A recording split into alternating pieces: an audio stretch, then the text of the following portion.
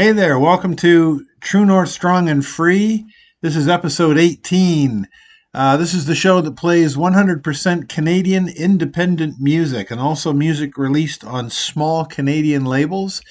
If your music is Canadian and independently released, send MP3s in a short bio to Canadian100%@gmail.com. We'll see if we can get you on the air. I'm going to start off this week's show with a new band that I've never heard before. I don't know how long they've been around, but I just recently discovered them. One of the great things about doing this show is that I'm finding all kinds of really amazing Canadian independent music. People are sending me their MP3s and such to Canadian100%@gmail.com to get played on the show. It's really working out well. Here's a band that contacted me recently called Blue Beach Band. And here is their publicity blurb. Hailing from small town southeast Saskatchewan, Blue Beach Band is an indie rock group making waves in the Canadian music scene with their blend of 70s yacht rock and indie pop, a relentless gig schedule, and their laid-back, goofy charm. Behind their onstage persona, these childhood best friends work tirelessly on their craft. The music here I would describe as there's an expression that I haven't heard in quite a few years called power pop. Very upbeat and catchy pop tunes, but played with real aggression and great volume and tenacity. A lot of it reminds me of the first couple of records of the band The Cars and early XTC, two bands I really love. Now, when I say that, that's not that this band sounds exactly like them, but I hear sort of reminiscences of those two bands, and I really love that stuff. It's very catchy. It's really driving, danceable rock. Here's the Blue Beach Band. Sorry, I think they're just called Blue Beach Band.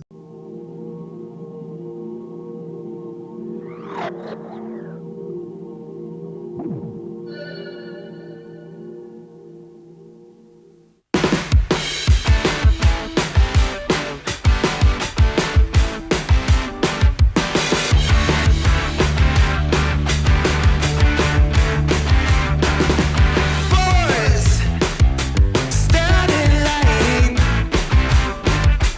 Sick as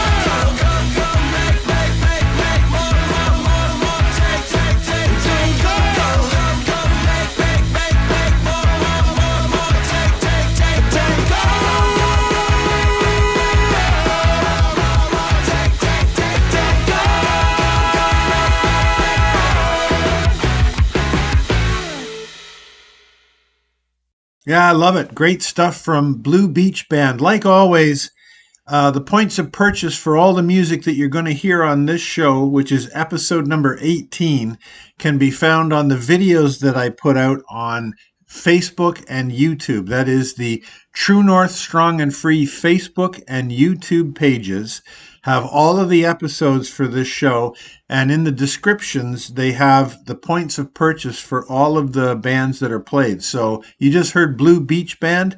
There you can go and buy their music from the points of purchase that are found on the videos for the True North Strong and Free on the Facebook page and on the YouTube channel. Coming up next, another new band I've just discovered is a group called Cola. Cola is a post-punk band from Montreal, Quebec. The band consists of Tim Darcy, Ben Stidworthy, and Evan Cartwright.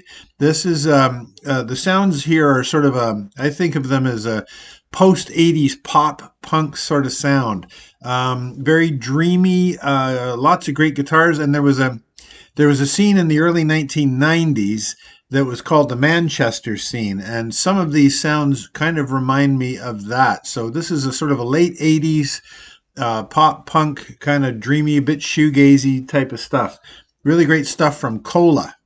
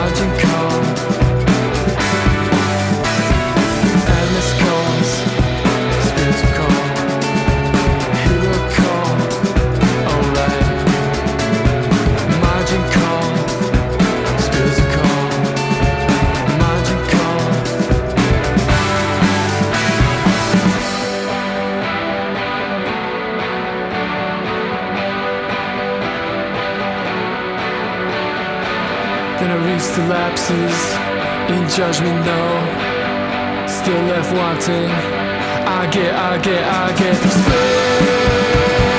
vision from where I'm sitting, and what I summer in the other dark days. Oh, it's serious, was it ever not this way? Phone lines,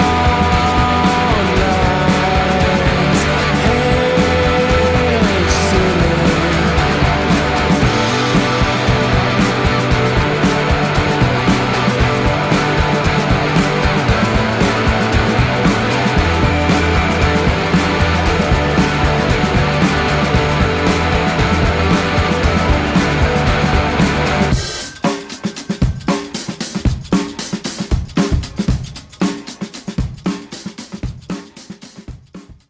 Yeah, all right. Good stuff. Love that stuff is Cola. And you can go and buy their material. You can find the links on the videos for True North Strong and Free. This is episode number 18. Remember, if you're a Canadian independent musician, you want to get on the radio, this show is going to be nationally syndicated by the end of this year. You mark my words. Send your MP3s and a short bio to Canadian100%@gmail.com. Coming up now, guy I've had on the show before. I really like this stuff. It's really neat. Joseph Shabason. Joseph Shabason is a Canadian multi-instrumentalist and composer. He's best known for playing the sax. As a band member and session musician, he's contributed to bands such as Diana, Destroyer, and The War on Drugs. Under his own name, Shabason has released experimental ambient jazz albums as a solo project, as well as numerous albums with collaborators. Now, this music has some really great evocative textures. It's kind of a multi-layered stuff. He does he plays his saxophone through quite a few digital effects, I think, or perhaps they're analog effects, but a very affected sound. It's very dreamy and experimental, kind of avant-garde stuff. A lot of highs and lows. It's very dynamic and pretty sweet, like kind of just really dreamy, nice stuff. Joseph Shabason.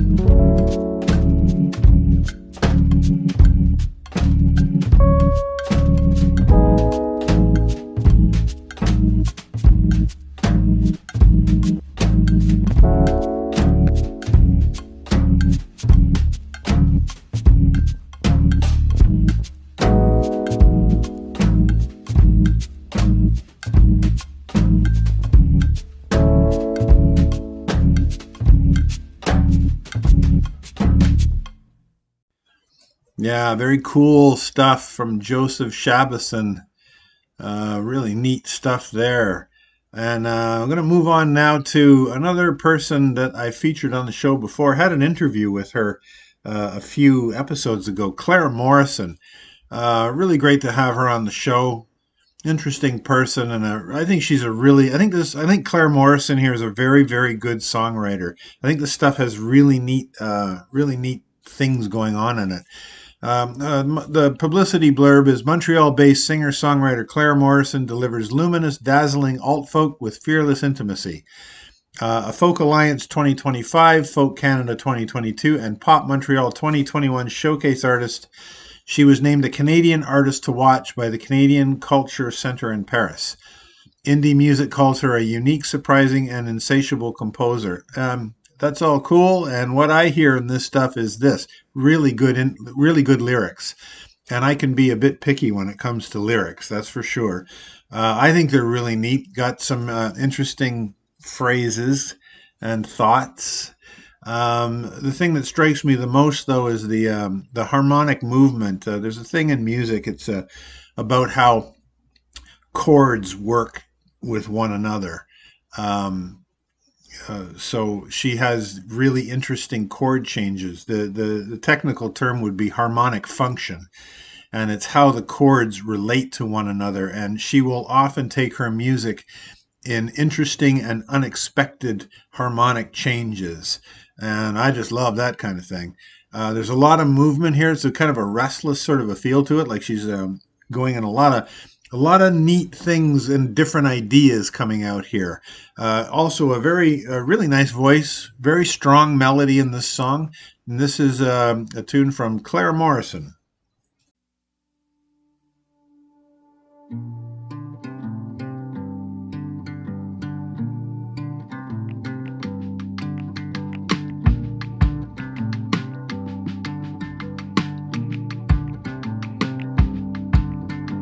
I can't wish you well when I don't know just where you are. Rough and tough, no question. I want close.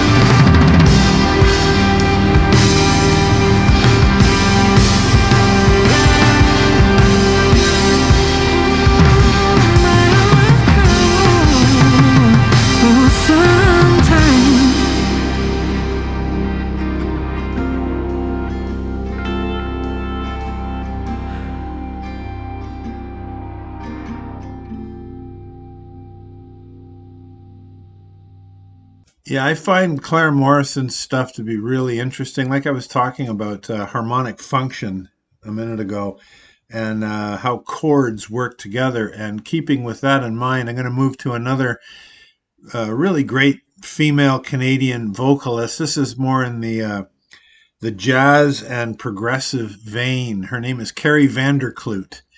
And here's the blurb. We're on Carrie. Canadian vocalist Carrie Vanderkloot presents an exciting new voice on the horizon. Living somewhere in the space between jazz and folk, Carrie's compositions fit seamlessly into a tradition of great Canadian singer-songwriters such as Joni Mitchell, while still honoring her roots in jazz music.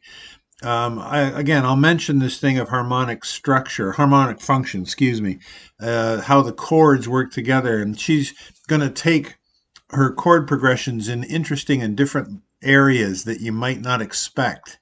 It's unpredictable music, and that's something really important to me.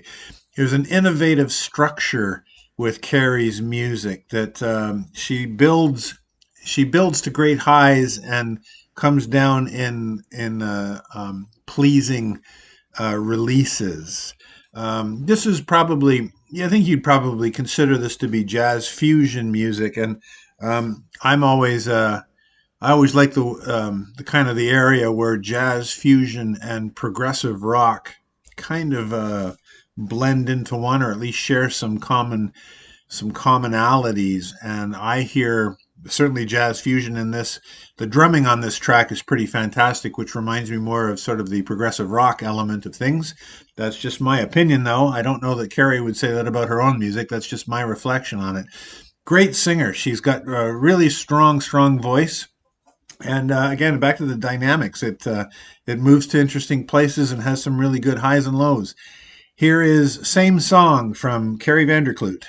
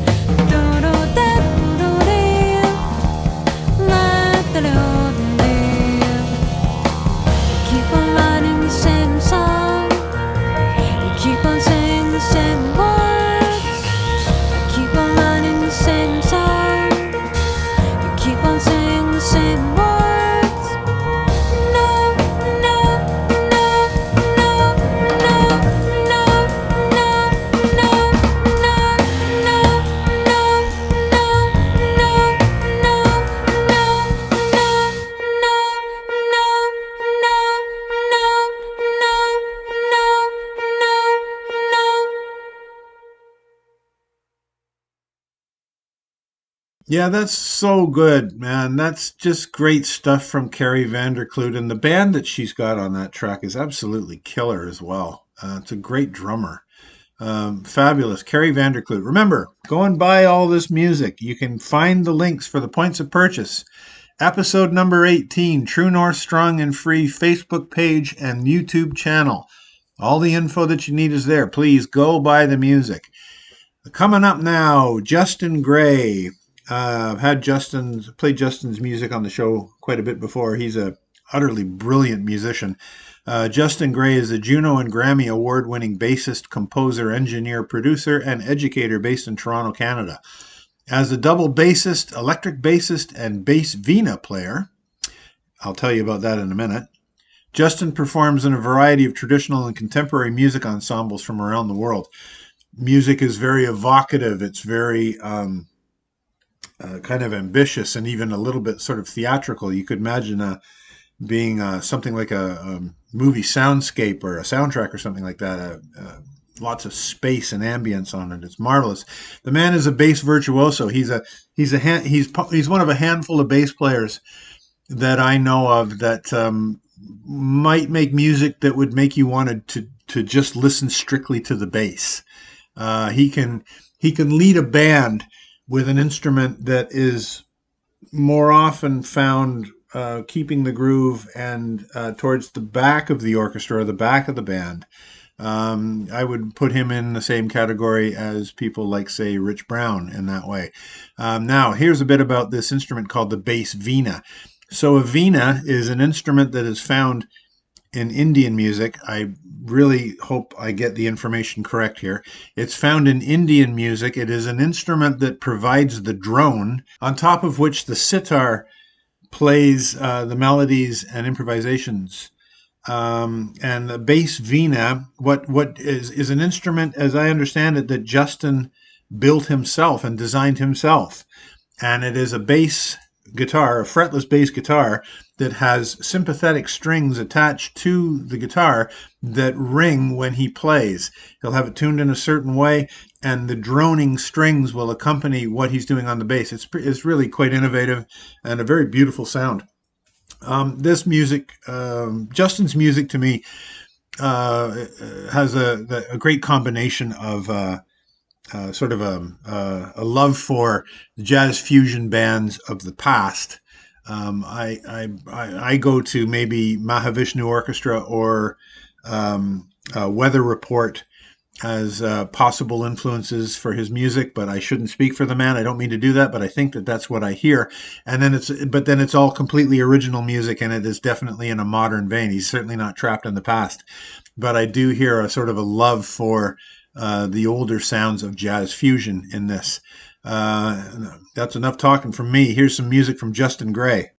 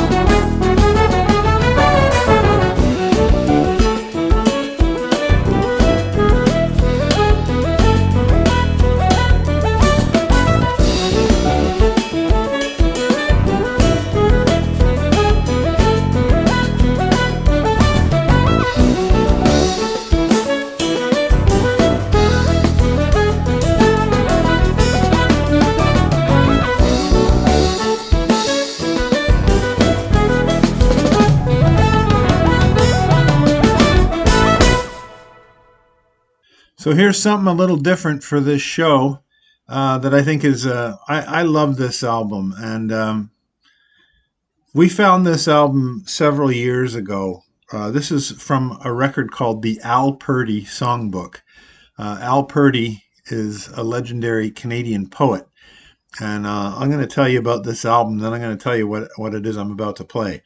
Here's the blurb on it. The Al Purdy Songbook began with a campaign to save a cabin, the A-frame in Ameliasburg, Ontario, that Al Purdy and his wife Eurytha built with their own hands in 1957. Skeptics argued that this ramshackle cottage made with salvaged lumber was beyond salvation, or not worth the trouble. But that didn't deter a group of the late poet's friends on the West Coast. Publisher Howard White, editor Jean Baird and Jean Baird and her partner, poet George Bowring, from their tireless mission of rescuing a literary landmark on the other side of the country. Rallying a pantheon of Canadian authors and musicians, they generated a grassroots fundraising campaign which included the creation of the album The Al Purdy Songbook to buy the house and restore it as a writing retreat for a new generation of poets.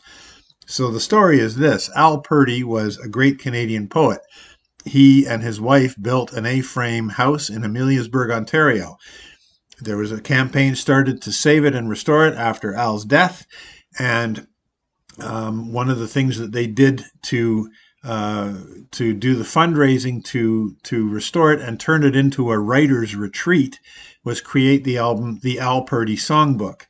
And so the artists on the album have taken Al's work and made it work in really fantastic and beautiful songs. The whole album is absolutely fantastic. I can't recommend it highly enough. You really should go and search out the Al Purdy Songbook. What an amazing record. Now, one of the tracks that I love the most is the one that I'm going to play here. It isn't a music track. It's Gord Downie, the former lead singer of the Tragically Hip, reading one of Al Purdy's poems called Drinking at the Kint Hotel. And that's the track I'm choosing to play to wrap up today's episode. You really ought to go and buy the Al Purdy Songbook because the rest of it is just fantastic. It's got Leonard Cohen on it and Bruce Cockburn and Sarah Harmer and another track from Gord Downie, Dave Bedini from the Rheostatics has got a track on it. It's awesome. Al Purdy Songbook, and here's Gord Downie reading one of Al Purdy's poems. I am drinking. I am drinking yellow flowers in underground sunlight. And you can see that I am a sensitive man. And I notice that the bartender is a sensitive man. So I tell him the beer he draws is half fart and half horse piss. And all wonderful yellow flowers. But the bartender is not quite so sensitive as I supposed he was, the way he looks at me now, and does not appreciate my exquisite analogy. Over in one corner, two guys are quietly making love in the brief prelude to infinity. Opposite them, a peculiar fight enables the drinkers to lay aside their comic books and watch with interest, while I watch with interest. A wiry little man slugs another guy, then tracks him, bleeding into the toilet, and then slugs him to the floor again with ugly red flowers on the tile.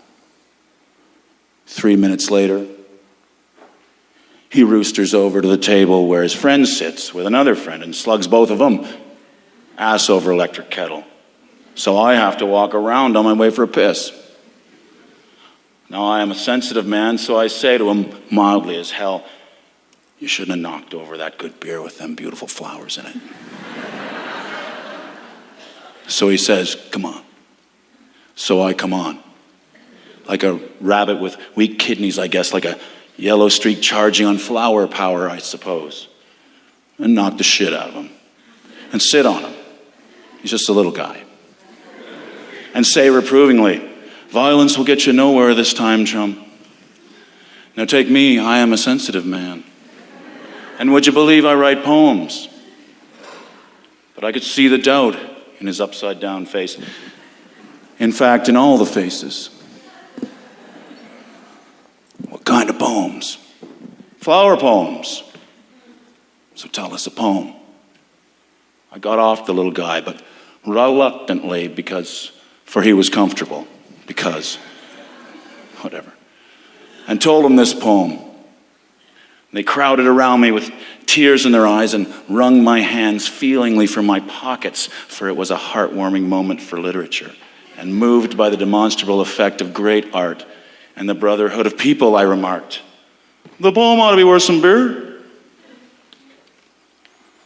It was a mistaken terminology, for silence came, and it was brought home to me in the tavern. The poems will not really buy beer or flowers or a goddamn thing. And I was sad, for I am a sensitive man.